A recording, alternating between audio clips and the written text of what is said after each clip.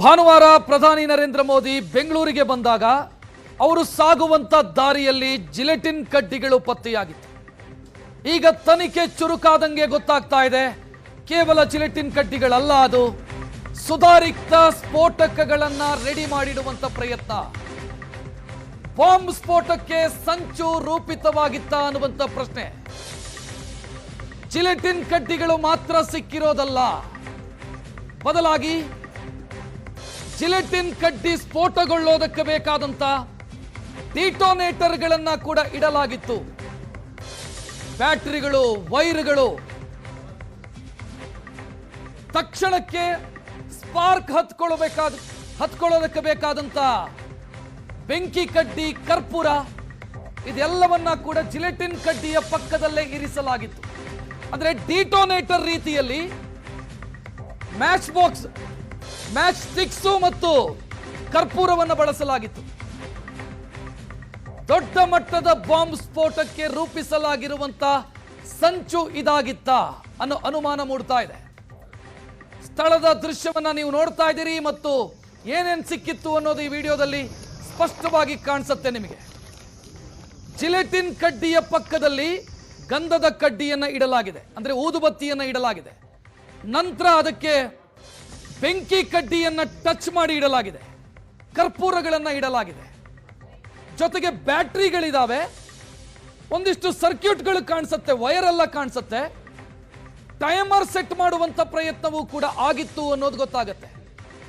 ಅಲ್ಲಿಗೆ ನಿಮಗೆ main explosive ಆಗಿ ಜಿಲೆಟಿನ್ ಕಡ್ಡಿ, ಅದು ಬ್ಲಾಸ್ಟ್ ಆಗೋದಕ್ಕೆ ಬೇಕಾದಂತ ಡಿಟೋನೇಟರ್ ರೀತಿಯಲ್ಲಿ ಆ ಬೆಂಕಿ ಕಡ್ಡಿ ಮತ್ತು ಕರ್ಪೂರ ಇದನ್ನ ಬಳಸಲಾಗಿತ್ತು.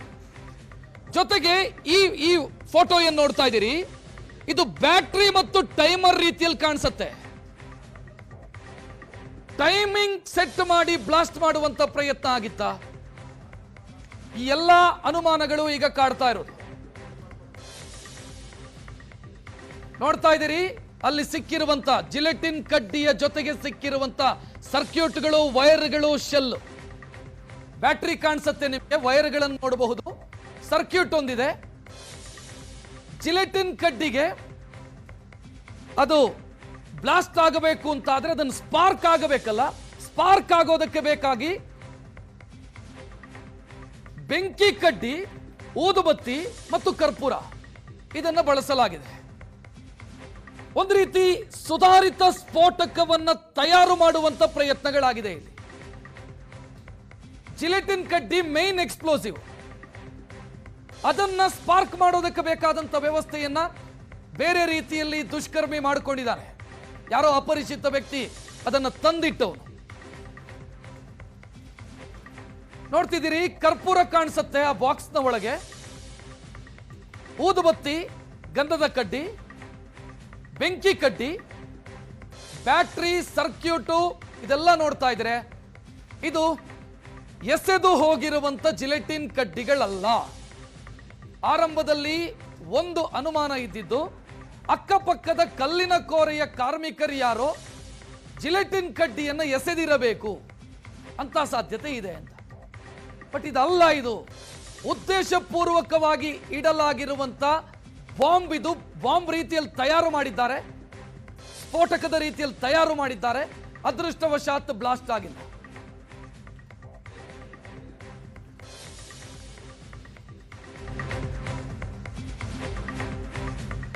ಟೈಮ್ ಬಾಂಬ್ ಮಾದರಿ ಸ್ಫೋಟಕ್ಕೆ ಗಂಧದ ಕಡ್ಡಿಯನ್ನು ದುಷ್ಕರ್ಮಿಗಳು ಬಳಸಿದ್ದಾರೆ. 5-6 ಗಂಧದ ಕಡ್ಡಿ, ಅಂದ್ರೆ ಊದುಬತ್ತಿ, ಅಗರಬತ್ತಿ, ಅದರ ಜೊತೆಗೆ ಕರ್ಪೂರ, ಟೈಮರ್ ಕಾಣಿಸುತ್ತೆ, ಸರ್ಕ್ಯೂಟ್ಗಳಿದಾವೆ. ಜಿಲೆಟಿನ್ ಕಡ್ಡಿಗಳನ್ನ ನಿಮಗೆಲ್ಲರಿಗೂ ಕೂಡ ಗೊತ್ತಿದೆ ಯಾವುದಕ್ಕೆ ಬಳಸ್ತಾರೆ ಅಂತಂದ್ರೆ ಕಲ್ಲು ಕ್ವಾರಿಯಲ್ಲಿ ಸ್ಫೋಟಕ್ಕಾಗಿ ಬಳಸ್ತಾರೆ. ಮೇನ್ ಸ್ಫೋಟಕಕ್ಕೆ ಕಿಡಿ ಹತ್ತಿಕೊಳ್ಳೋದಕ್ಕೆ ಬೇಕಾಗಿ ಉಳಿದ ಈ ಕರ್ಪೂರ, ಊದುಬತ್ತಿ ಇದನ್ನೆಲ್ಲ ಬಳಸಿದ್ದಾರೆ ಅನ್ನೋದು ಸ್ಪಷ್ಟ. ಬಟ್ ಟೈಮರ್ ಸೆಟ್ ಮಾಡಿದ್ದಾರೆ, ಟೈಮರ್ ಸೆಟ್ ಮಾಡೋ ಪ್ರಯತ್ನ ಆಗಿದೆ ಇಲ್ಲಿ. ಹೇಗಾದ್ರೂ ಬ್ಲಾಸ್ಟ್ ಆಗಬೇಕು ಅನ್ನುವಂತ ಹತಾಶ ಪ್ರಯತ್ನದ ರೀತಿಯಲ್ಲಿ ಕಾಣ್ತಿದೆ ಇದು. ಎಲೆಕ್ಟ್ರಿಕ್ ವಸ್ತುಗಳು ಕಾಣಿಸುತ್ತೆ. ಜಿಲೆಟಿನ್ ಕಡ್ಡಿ ಮಾತ್ರ ಅಲ್ಲ ಅಂತ ಆರಂಭದಲ್ಲಿ ಗೊತ್ತಾಗಿದ್ದು ಜಿಲೆಟಿನ್ ಕಡ್ಡಿಗಳು. ಬಟ್ ಜಿಲೆಟಿನ್ ಕಡ್ಡಿ ಮಾತ್ರ ಅಲ್ಲ, ಸ್ಫೋಟಕ ತಯಾರು ಮಾಡುವಂತ, ಸ್ಫೋಟಕವನ್ನ ಇಡುವಂತ ಪ್ರಯತ್ನ ಆಗಿದೆ ಆ ಜಾಗದಲ್ಲಿ.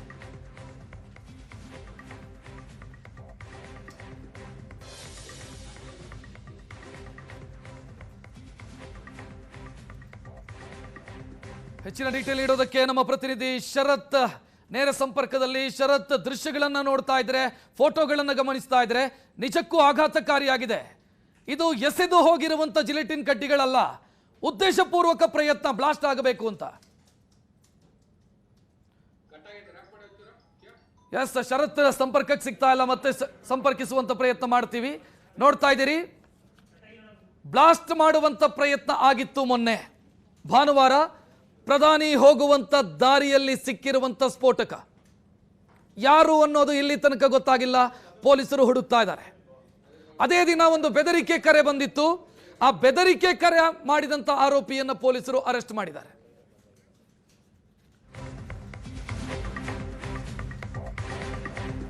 ಬೆಂಗಳೂರಲ್ಲಿ ಪ್ರಧಾನಿ ನರೇಂದ್ರ ಮೋದಿ ಅವರನ್ನ ಟಾರ್ಗೆಟ್ ಮಾಡಲಾಗಿತ್ತಾ ಅನ್ನುವಂತ ಪ್ರಶ್ನೆ ಸಹಜವಾಗಿ ಮೂಡ್ತಾ ಇದೆ.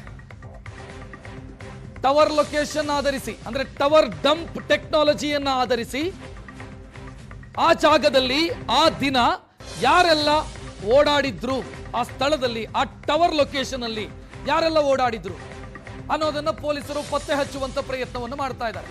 ಟವರ್ ಡಂಪ್ ಟೆಕ್ನಾಲಜಿಯನ್ನ ಬಳಸಿ ಆ ಸಮಯದಲ್ಲಿ ಆ ನಿಗದಿತ ಜಾಗದಲ್ಲಿ ಆ ದಿನ ಯಾರ ಫೋನಲ್ಲಿ ಆಕ್ಟಿವ್ ಇತ್ತು ಅಂತ ಅದನ್ನು ಹುಡುಕ್ತಾ ಇದ್ದಾರೆ ಪೊಲೀಸರು ಸದ್ಯ. ಹೆಚ್ಚಿನ ಡೀಟೇಲ್ ನೀಡೋದಕ್ಕೆ ನಮ್ಮ ಪ್ರತಿನಿಧಿ ಶರತ್ ನೇರ ಸಂಪರ್ಕದಲ್ಲಿ. ಶರತ್, ಆಘಾತಕಾರಿಯಾಗಿದೆ ಮಾಹಿತಿಗಳನ್ನ ನೋಡ್ತಾ ಇದ್ರೆ, ತನಿಖೆ ಯಾವ ರೀತಿ ಸಾಗ್ತಾ ಇದೆ ಇದಕ್ಕೆ ಸಂಬಂಧಿಸಿ?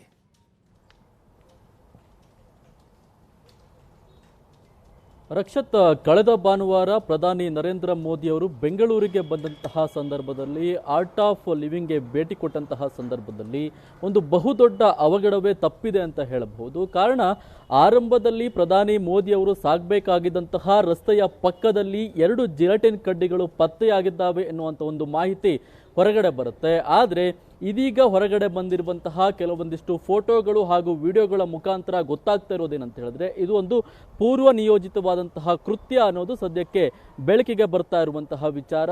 ಸದ್ಯ ಪ್ರಕರಣಕ್ಕೆ ಸಂಬಂಧಪಟ್ಟ ಹಾಗೆ ಪೊಲೀಸರು ತನಿಖೆಯನ್ನ ಮಾಡುವಂತಹ ಕೆಲಸವನ್ನು ಕೂಡ ಮಾಡ್ತಾ ಇದ್ದಾರೆ. ಆದರೆ ಈ ಪ್ರಕರಣಕ್ಕೆ ಸಂಬಂಧಪಟ್ಟ ಹಾಗೆ ಜಿಲೆಟಿನ್ ಕಡ್ಡಿಗಳು ಆರಂಭದಲ್ಲಿ ದೊರೆತಂತಹ ಸಂದರ್ಭದಲ್ಲಿ ಯಾರೋ ಖಾಸಗಿ ವ್ಯಕ್ತಿಗಳು ಹೋಗುವಂತಹ ಸಂದರ್ಭದಲ್ಲಿ ಭದ್ರತೆಯನ್ನು ನೋಡಿ ಎಸೆದಿರಬಹುದು ಎನ್ನುವಂಥ ಒಂದು ಮಾಹಿತಿ ಇತ್ತು. ಆದರೆ ಅಥವಾ ಇನ್ನೊಂದಿಷ್ಟು ಈ ಹಿಂದೆಯೂ ಕೂಡ ಯಾರಾದರೂ ಇಟ್ಟು ಹೋಗಿರುವಂತಹ ಸಾಧ್ಯತೆ ಇದೆ, ಅದು ಬಹುಶಃ ಆ ಸಂದರ್ಭದಲ್ಲಿ ಸಿಕ್ಕಿರಬಹುದು ಎನ್ನುವಂಥ ಒಂದು ಮಾಹಿತಿ ಇತ್ತು. ಆದರೆ ಇದನ್ನೆಲ್ಲವನ್ನು ಕೂಡ ಗಮನಿಸಿದಂತಹ ಸಂದರ್ಭದಲ್ಲಿ ಏನು ಒಂದು ರಟ್ಟಿನ ಬಾಕ್ಸ್ ಇತ್ತು, ಆ ಬಾಕ್ಸ್ ಒಳಗಡೆ ಪತ್ತೆ ಆಗಿರುವಂತಹ ಗಂಧದ ಕಡ್ಡಿಗಳಾಗಿರ್ಬೋದು, ಕರ್ಪೂರಗಳಾಗಿರ್ಬೋದು, ಜೊತೆಗೆ ಅಲ್ಲಿರುವಂತಹ ಬ್ಯಾಟ್ರಿ ಶೆಲ್ಗಳಾಗಿರ್ಬೋದು, ಒಂದು ಸರ್ಕ್ಯೂಟ್ ಆಗಿರ್ಬೋದು, ಬೆಂಕಿ ಕಡ್ಡಿಯನ್ನ ಗಂಧದ ಕಡ್ಡಿಯ ಮೇಲ್ಭಾಗದಲ್ಲಿ ಸುತ್ತಿರುವಂತಹ ಒಂದು ರೀತಿಯಾಗಿರ್ಬೋದು, ಎಲ್ಲವನ್ನು ಕೂಡ ಗಮನಿಸ್ತಾ ಹೋಗೋದಾದ್ರೆ ಇದೊಂದು ಪೂರ್ವ ನಿಯೋಜಿತ ಕೃತ್ಯ ಅನ್ನೋದು ಸದ್ಯಕ್ಕೆ ಬೆಳಕಿಗೆ ಬರ್ತಿರುವಂತಹ ವಿಚಾರ. ಇದಕ್ಕೆ ಸಂಬಂಧಪಟ್ಟ ಹಾಗೆ ಸ್ಥಳೀಯ ಪೊಲೀಸರು ಹಾಗೆ ಅಧಿಕಾರಿಗಳು ತನಿಖೆಯನ್ನ ಮಾಡುವಂತಹ ಕೆಲಸವನ್ನ ಮಾಡ್ತಿದ್ದಾರೆ. ತನಿಖೆಯ ಸಂದರ್ಭದಲ್ಲೂ ಯಾವುದೇ ರೀತಿಯಾದಂತಹ ಸಾಕ್ಷ್ಯಗಳು ಸದ್ಯಕ್ಕೆ ಸಿಗ್ತಾ ಇಲ್ಲ. ಆ ಸ್ಥಳದಲ್ಲಿ ಜಿಲೆಟಿನ್ ಕಡ್ಡಿಗಳು ಹಾಗೆ ಸರ್ಕ್ಯೂಟ್ ಎಲ್ಲವೂ ಕೂಡ ಪತ್ತೆ ಆಗಿದೆ ಅನ್ನೋದನ್ನ ಬಿಟ್ಟರೆ ಬೇರೆ ಯಾವುದೇ ರೀತಿಯಾದಂತಹ ಅಲ್ಲಿರುವಂತಹ ಸಾಕ್ಷಿಗಳು ಸಿಗ್ತಾ ಇಲ್ಲ. CCTV ದೃಶ್ಯಾವಳಿಗಳು ಕೂಡ ಅಲ್ಲಿ ಅಕ್ಕಪಕ್ಕದಲ್ಲಿ ಯಾವುದೇ ರೀತಿಯಾದಂತಹ CC ಕ್ಯಾಮ್ರಾಗಳಿಲ್ಲ. ರಸ್ತೆಯ ಆರಂಭ ಮತ್ತೆ ಅಂತ್ಯದಲ್ಲಿರುವಂತಹ CC ಕ್ಯಾಮ್ರಾಗಳನ್ನ ಪರಿಶೀಲನೆಯನ್ನ ಮಾಡ್ತಾ ಇದ್ದಾರೆ. ಜೊತೆಗೆ ಅಲ್ಲಿ ಯಾರಾದರೂ ಅನುಮಾನಾಸ್ಪದ ವ್ಯಕ್ತಿಗಳು ಓಡಾಟವನ್ನು ಮಾಡಿದ್ದಾರಾ ಅನ್ನೋದನ್ನ ಪರಿಶೀಲನೆ ಮಾಡುವಂತಹ ಕೆಲಸವನ್ನ ಮಾಡಲಾಗ್ತಾ ಇದೆ. ಇನ್ನೊಂದು ಕಡೆಯಲ್ಲಿ ಟವರ್ ಡಂಪ್ ಮುಖಾಂತರವಾಗಿ ಅಲ್ಲಿ ಇನ್ನಿತರ ಯಾರು ವ್ಯಕ್ತಿಗಳು ಓಡಾಟವನ್ನು ಮಾಡಿದ್ದಾರೆ, ಜೊತೆಗೆ ಆ ಲೊಕೇಶನ್ನಲ್ಲಿ ಯಾವ ವ್ಯಕ್ತಿಗಳು ಪತ್ತೆ ಆಗಿರುವಂತಹ ಸಂದರ್ಭ ಆಗಿರ್ಬೋದು, ಅದರ ಹಿಂದಿನ ದಿನ ಆಗಿರ್ಬೋದು, ಯಾವ್ಯಾವ ವ್ಯಕ್ತಿಗಳು ಓಡಾಟವನ್ನು ಮಾಡಿದ್ದಾರೆ ಎಲ್ಲವನ್ನೂ ಕೂಡ ಕಲೆ ಹಾಕುವಂತಹ ಕೆಲಸವನ್ನ ಅಧಿಕಾರಿಗಳು ಮಾಡ್ತಾ ಇದ್ದಾರೆ. ಪ್ರಮುಖವಾಗಿ ಅಲ್ಲಿ CC ಕ್ಯಾಮ್ರಾಗಳು ಇಲ್ಲದಿರುವುದನ್ನೇ ಗಮನಿಸಿಕೊಂಡು ಈ ರೀತಿಯಾದಂತಹ ಕೃತ್ಯವನ್ನು ಮಾಡಿದ್ದಾರೆ, ಪೂರ್ವ ನಿಯೋಜಿತವಾಗಿ ಈ ಕೆಲಸವನ್ನು ಮಾಡಿದ್ದಾರೆ ಅನ್ನೋದು ಸದ್ಯಕ್ಕೆ ಗೊತ್ತಾಗ್ತಾ ಇರುವಂತಹ ವಿಚಾರ. NIA ಅಧಿಕಾರಿಗಳು ಕೂಡ ರಾಮನಗರ ಪೊಲೀಸರಿಂದಲೂ ಕೂಡ ಮಾಹಿತಿಯನ್ನು ಪಡೆದುಕೊಳ್ಳುವಂತಹ ಕೆಲಸವನ್ನು ಮಾಡಿದ್ದಾರೆ. ಹಿರಿಯ ಅಧಿಕಾರಿಗಳ ನೇತೃತ್ವದಲ್ಲೇ ಈ ತನಿಖೆ ನಡೀತಾ ಇರುವಂಥದ್ದು. ಅದು ಕೂಡ ಪ್ರಮುಖವಾಗಿ ಪ್ರಧಾನಿ ಮೋದಿಯವರು ಭೇಟಿ ಕೊಟ್ಟಂತಹ ಸಂದರ್ಭದಲ್ಲಿ ಈ ರೀತಿಯಾದಂತಹ ಕೃತ್ಯ ಬೆಳಕಿಗೆ ಬಂದಿರುವಂತಹ ಕಾರಣ ಇದನ್ನು ಸುಲಭವಾಗಿ ಪರಿಗಣಿಸೋದಕ್ಕೆ ಸಾಧ್ಯವೇ ಇಲ್ಲ.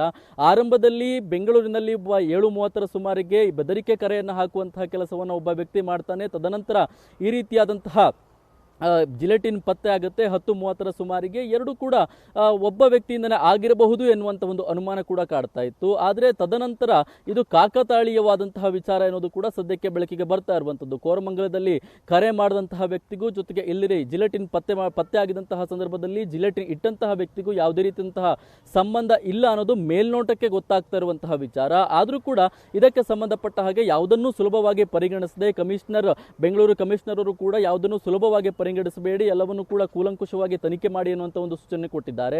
ಇನ್ನು ರಾಮನಗರ SP ನೇತೃತ್ವದಲ್ಲೂ ಇಲ್ಲೂ ಕೂಡ ತನಿಖೆ ನಡೀತಾ ಇರುವಂಥದ್ದು. ಒಟ್ಟಾರೆಯಾಗಿ ಎರಡು ಕಡೆ ಪೊಲೀಸರು ಕೂಡ ತನಿಖೆಯನ್ನು ಮಾಡುವಂತಹ ಕೆಲಸವನ್ನು ಮಾಡ್ತಿದ್ದಾರೆ. ಆದರೆ ಕಗ್ಲಿಪುರದಲ್ಲಿ ಪ್ರಮುಖವಾಗಿ ತನಿಖೆ ನಡೀತಾ ಇರುವಂಥದ್ದು. ಕಾರಣ ಜಿಲೆಟಿನ್ ಸಿಕ್ಕಿರುವಂಥದ್ದು ಇಲ್ಲಿ. ಆದ್ದರಿಂದ ಸದ್ಯಕ್ಕೆ ಜಿಲೆಟಿನ್ ಅನ್ನು ಇಟ್ಟಿರುವಂತಹ ವ್ಯಕ್ತಿ ಯಾರು ಅನ್ನೋದನ್ನ ಪತ್ತೆ ಹಚ್ಚುವಂತಹ ಕೆಲಸವನ್ನ ಪೊಲೀಸರು ಮಾಡ್ತಾ ಇದ್ದಾರೆ. ರಕ್ಷತ್, ಧನ್ಯವಾದ ಶರತ್ ಮಾಹಿತಿಗೆ. ರಾಜ್ಯದ ಗೃಹ ಸಚಿವ ಡಾಕ್ಟರ್ ಜಿ ಪರಮೇಶ್ವರ್ ಇದಕ್ಕೆ ಪ್ರತಿಕ್ರಿಯಿಸಿದ್ದಾರೆ. ಜಿಲೆಟಿನ್ ಸಿಕ್ಕ ಜಾಗದಲ್ಲಿ ಏನೆಲ್ಲ ಸಿಕ್ಕಿದೆ ಅನ್ನೋದನ್ನ ಪೊಲೀಸರು ತನಿಖೆ ಮಾಡ್ತಾ ಇದ್ದಾರೆ ಅಂತ ಗೃಹ ಸಚಿವ ಪರಮೇಶ್ವರ್ ಮಾಹಿತಿ ಕೊಟ್ಟಿರೋದು. ಉಗ್ರರ ಸಂಪರ್ಕದ ಬಗ್ಗೆ ಈಗಾಗಲೇ ಏನನ್ನೂ ಹೇಳೋದಕ್ಕಾಗಲ್ಲ, ತನಿಖೆ ನಡೀತಾ ಇದೆ. ಒಬ್ಬನ ಬಂಧನ ಆಗಿದೆ ಅಂತ ಪರಮೇಶ್ವರ್ ಮಾತನಾಡಿದ್ದಾರೆ. ಜಿಲೆಟಿನ್ ಕಡ್ಡಿ ಪತ್ತೆ ಆಗಿದ್ವಲ್ಲ ಸರ್, ಅದಕ್ಕೆ ಸಂಬಂಧಪಟ್ಟಂತೆ ಟೈಮರ್ಸ್ ಅದು ಪತ್ತೆ ಆಗಿದೆ, ಟೈಮ್ ಫಿಕ್ಸ್ ಮಾಡಿರೋ ಎಕ್ವಿಪ್ಮೆಂಟ್ಸ್ಗಳು. ಈಗ ಅದನ್ನು ತನಿಖೆ ಮಾಡ್ತಾ ಇದ್ದಾರೆ. ನಾನೇನು ಅದ್ರ ಬಗ್ಗೆ ಹೆಚ್ಚು ವಿವರಗಳನ್ನು ಹೇಳಕ್ಕೆ ಹೋಗೋದಿಲ್ಲ. ತನಿಖೆ ಮಾಡ್ತಾ ಇದ್ದಾರೆ. ಅದರಲ್ಲಿ ಒಬ್ಬ ವ್ಯಕ್ತಿ ಫೋನ್ ಮಾಡಿದ್ರು, ಕರೆ ಮಾಡಿದ್ರು, ಅಲ್ಲಿ ಇದರಲ್ಲಿ ಏನದು ಆರ್ಟ್ ಆಫ್ ಲಿವಿಂಗ್ ಅಲ್ಲಿ ಆ ಜಾಗದಲ್ಲಿ ಬಾಂಬ್ ಇಟ್ಟಿದ್ದಾರೆ ಅಂತ ಹೇಳಿ ಮಾಡಿದರು ಅಂತೇಳಿ ಅವನನ್ನು ತೊಗೊಂಡಿದ್ದಾರೆ, ಅರೆಸ್ಟ್ ಮಾಡಿದ್ದಾರೆ. ಅವನದು ತನಿಖೆ ನಡೀತಾ ಇದೆ. ಅಲ್ಲಿ ಹೋಗುವಾಗ ದಾರಿಯಲ್ಲಿ ಜೆಲಟಿನ್ ಸ್ಟಿಕ್ ಸಿಕ್ತು ಅಂತೇಳಿ ಅದನ್ನು ಕೂಡ ಅವರು ಏನೆಲ್ಲ ಸಿಕ್ಕಿದ್ದಾರೆ ಅದನ್ನೆಲ್ಲ ತೊಗೊಂಡಿದ್ದಾರೆ, ಸೆಕ್ಯೂರ್ ಮಾಡ್ಕೊಂಡಿದ್ದಾರೆ ಮತ್ತು ಅದರ ಬಗ್ಗೆ ತನಿಖೆಯನ್ನು ಮಾಡ್ತಾರೆ. ಈಗ NIAನವರು ಕೂಡ ನಾವು ಕೂಡ ಎಂಟರ್ ಆಗುವಂಥ ಸಾಧ್ಯತೆಗಳಿದೆ.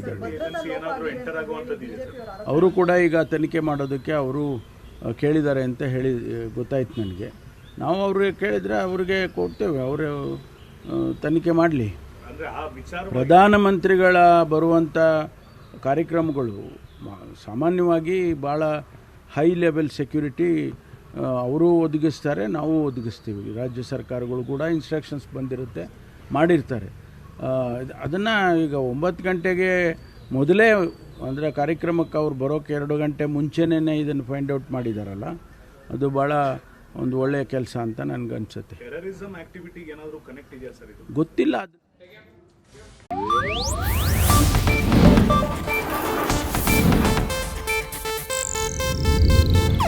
ಇದು ಏಷ್ಯಾನೆಟ್ ನ್ಯೂಸ್ ನೆಟ್ವರ್ಕ್ ಪ್ರಸ್ತುತಿ.